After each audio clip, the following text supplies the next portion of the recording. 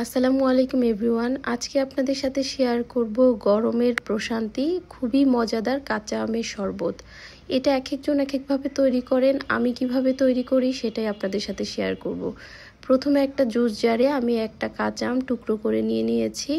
দিয়ে দিচ্ছি 2 টেবিল চামচ পুদিনা পাতা। এখন দিয়ে দিচ্ছি একটা কাঁচামরিচ ভেঙে। 1 চা চামচ দিয়ে দিলাম এখানে বিট লবণ।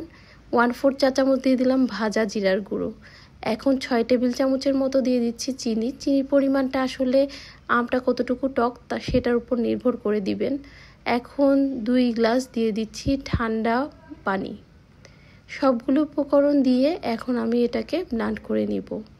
এটা খুব ভালোভাবে ব্লেন্ড হয়ে গেলেই কিন্তু আমাদের কাঁচা আমের মজাদার শরবতটা রেডি হয়ে যাবে, বা কাঁচা আমের জুসও বলতে পারেন।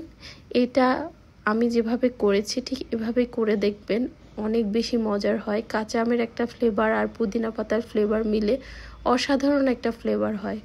এই গরমে 1 গ্লাস কাঁচা আমের শরবত খেলে পুরো প্রাণটাই জুড়িয়ে যায়। আপনারা সবাই ট্রাই করবেন, আর ট্রাই করে অবশ্যই কমেন্টস করে জানাবেন আপনাদের কাছে কেমন লাগলো।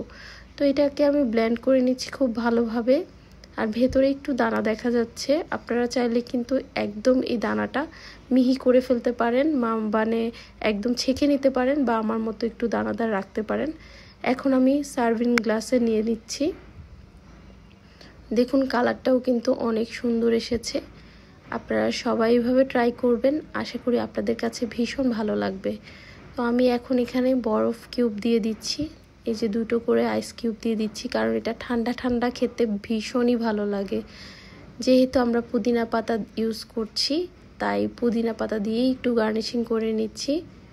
সবাই ভালো থাকবেন। আমার রেসিপিগুলো কেমন লাগে অবশ্যই কমেন্টস করে জানাবেন। আজকের মতো বিদায় নিচ্ছি। আমার জন্য এবং আমার পরিবারের জন্য দোয়া করবেন। সবাইকে আল্লাহ হাফেজ। আসসালামু আলাইকুম।